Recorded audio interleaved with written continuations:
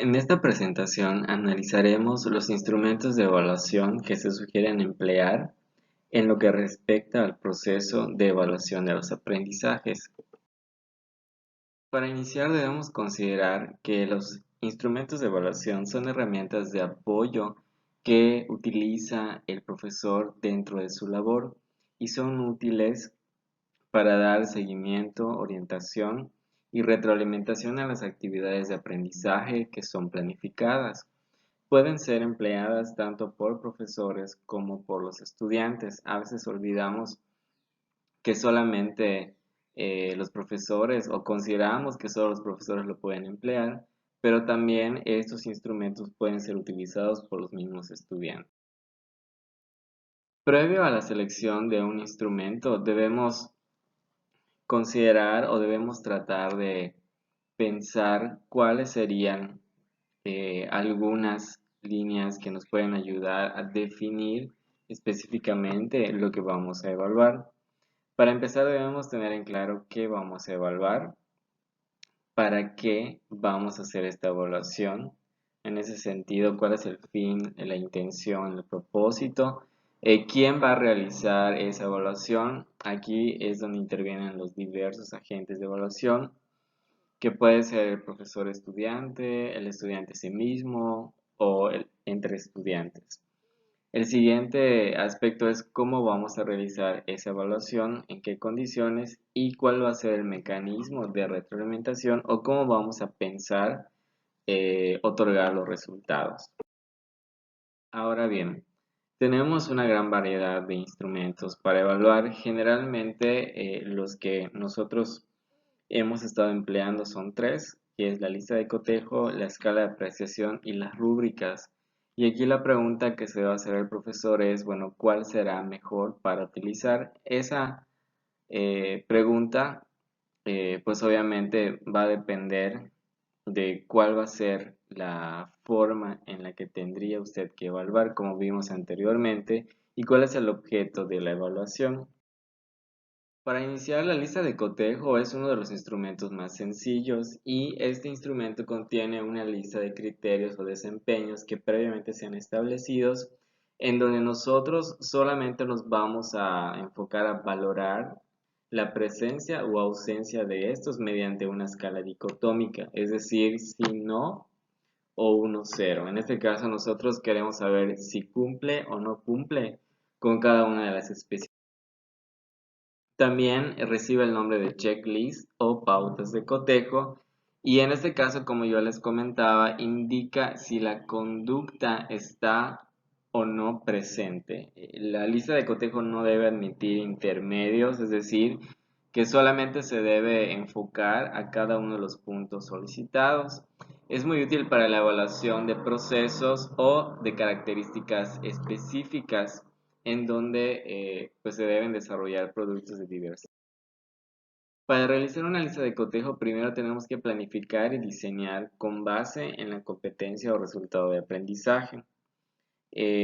Como segundo punto, especificar esos resultados esperados de la tarea, proceso o describir un producto. Es decir, qué es lo que yo quiero que me entreguen los estudiantes. Si me van a entregar un ensayo, una investigación, un organizador gráfico, dependiendo, ¿no? Entonces, a partir de ello, debo pensar específicamente cómo va a ser ese resultado. Posteriormente, redactar los criterios o indicadores en positivo, tratar de no poner enunciados negativos en ese sentido.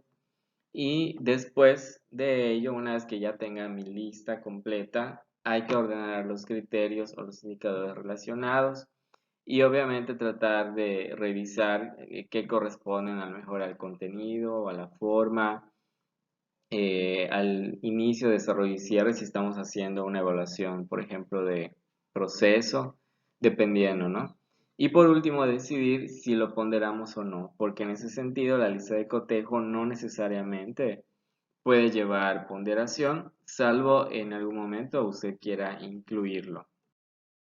Aquí hay un ejemplo de una lista de cotejo. Como podemos observar, están los criterios de un lado, donde digamos que son como que los aspectos generales y los indicadores de la otra parte, en donde ya se establecen o ya se desglosan de manera específica cada uno de esos criterios o lineamientos. Por ejemplo, apego de la presentación de los lineamientos establecidos, si observamos, abarca del indicador número 1 hasta el número 6, y claridad y profundidad en la exposición de las ideas va del 7 al 11. Del otro lado encontramos el sí y el no para verificar si realmente cumple con esas condiciones solicitadas. Aquí también tenemos otro ejemplo de lista de cotejo, donde en algún momento se ponen los pasos para realizar alguna actividad. En ese sentido, aquí vemos que también se encuentran ponderados de ese lado. Y también hay que poner si cumple o no. Y en algún momento también incluir observaciones si usted así lo desea. El segundo instrumento es la escala de apreciación o escala estimativa. Esta diferencia de la anterior establece diferentes niveles de realización de una tarea, actitud o conducta. Es muy útil para evaluar acciones, tareas, proyectos o competencias que se observan de manera permanente y que a lo mejor requieren o precisan de una gradación en su cumplimiento. Es decir, que no solamente es poner sí o no, sino enfocándonos a esa parte del tipo de nivel o de calidad en la que se encuentran presentes en la actividad que nosotros estamos evaluando. Para realizar una escala también debemos considerar los pasos muy similares a las de la lista. Primero, especificar el resultado esperado, tratando de considerar un estándar para su ejecución que sea objetivo y que se establecen los criterios o los indicadores. Como punto número 2, aquí ya debemos considerar mínimo 3 categorías para que se considere una escala de apreciación.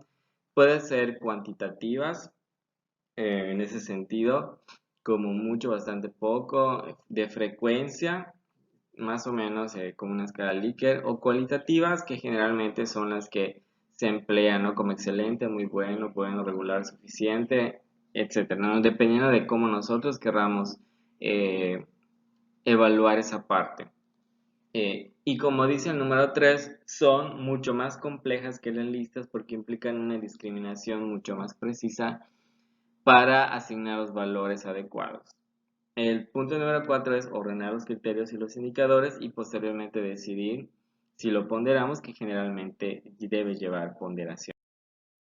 Aquí tenemos un ejemplo de una escala de apreciación. De un lado podemos ver los indicadores, que son 6 por ejemplo, y del otro lado vemos la escala que utilizan, que es nunca, algunas veces, muchas veces y siempre. Cada una de ellas en la parte superior tiene también establecido un valor numérico.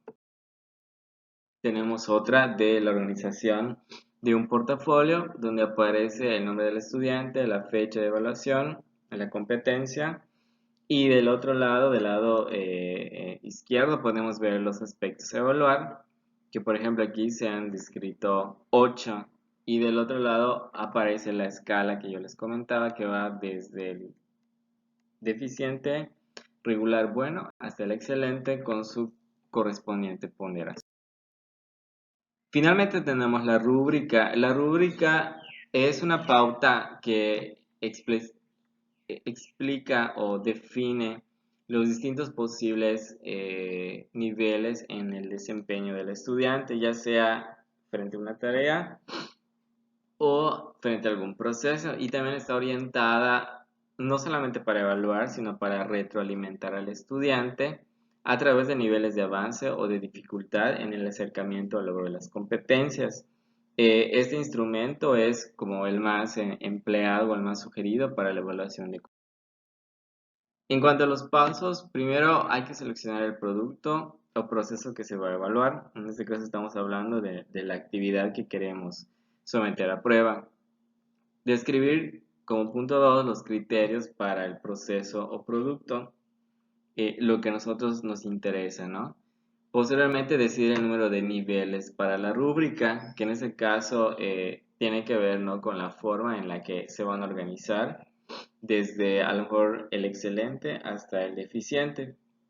Posteriormente, no solo es decidir el número de niveles, sino hacer esa descripción de los niveles para cada criterio, obviamente considerando características o atributos que deben tener y posteriormente ponderar. Vemos aquí que hay dos tipos de rúbricas, la holística y la analítica. La holística es una rúbrica que evalúa el trabajo en un todo. En ese sentido, se evalúa todo el proceso sin juzgar las partes que lo componen. Es como más general. Y la analítica, como su nombre lo dice, se evalúa por separado, por diferentes características, distingue varios elementos o varios apartados de la tarea y también especifica los niveles de desempeño que se podrían conseguir. Tenemos aquí el ejemplo de una rúbrica holística. Como podemos observar, aparece desde el excepcional y el excelente, y en la descripción, como les decía, es muy general. Lo que de alguna manera solicita es el aceptable con 2 puntos, el no aceptable con 1 y sin valor, que equivale a 0, ¿no? Y ahí, por ejemplo, ya se especifica de manera muy global, de tal manera que cuando yo reciba un trabajo, pues yo voy a verificar, dependiendo de la descripción, si se asemeja a lo que yo veo en el producto. Entonces, de esta manera yo puedo ponderar de manera muy general si le pongo 2 puntos o si le pongo los 4 que anteriormente se decía. Tenemos la rúbrica analítica. La rúbrica analítica, a diferencia de la anterior, aquí pues tiene varias consideraciones. Por un lado están los criterios, donde es la columna que desglosa los aprendizajes o rasgos que constituyen el referente que se pretende evaluar. Tenemos en la parte intermedia los descriptores que contienen esas especificaciones que en algún momento me van a servir para verificar esos atributos que de alguna manera son los elementos cualitativos de cada nivel, y obviamente se van a describir dependiendo de cuáles son esos niveles de desempeño. Y por el otro lado tenemos la columna que indica el desempeño real obtenido, donde ahí pues podemos incluir cuál va a ser la calificación otorgada por cada uno de los criterios. Aquí tenemos ejemplos de un mapa conceptual. Por ejemplo, en criterios está el tema, conectores, palabras clave y organización. Y del otro lado, pues podemos observar la descripción de cada uno de los niveles. Obviamente, para hacer esa descripción, podemos empezar a describir desde el nivel excelente y ya a partir de ello ir degradando o ir quitando algunos atributos o características de tal manera que sean diferentes y podamos también considerar esos aspectos. Por ejemplo, en tema, en excelente dice no es muy común, en bien no es tan visible, en regular no se nota tanto y es muy común, y no acredita es que no es interesante, por ejemplo, el tema, ¿no? De alguna manera esos serían como que los puntos clave que habría que... Tenemos el último ejemplo, que es de un blog, y aparecen ahí también los criterios y cada una de las especificaciones. Por ejemplo, en la parte de los objetivos, en excelente, dice ofrece información clara, precisa y completa sobre los objetivos del blog. En bueno, dice ofrece información de los objetivos, pero es vaga e imprecisa. Y el pobre es que definitivamente no ofrece información sobre los objetivos. Entonces es una manera en la que nosotros podríamos considerar esa degradación. Y hasta aquí sería todo por esta parte de instrumentos de evaluación. Sería cuestión de analizar y elegir el que más le resulte útil para hacer esa evaluación de sus competencias.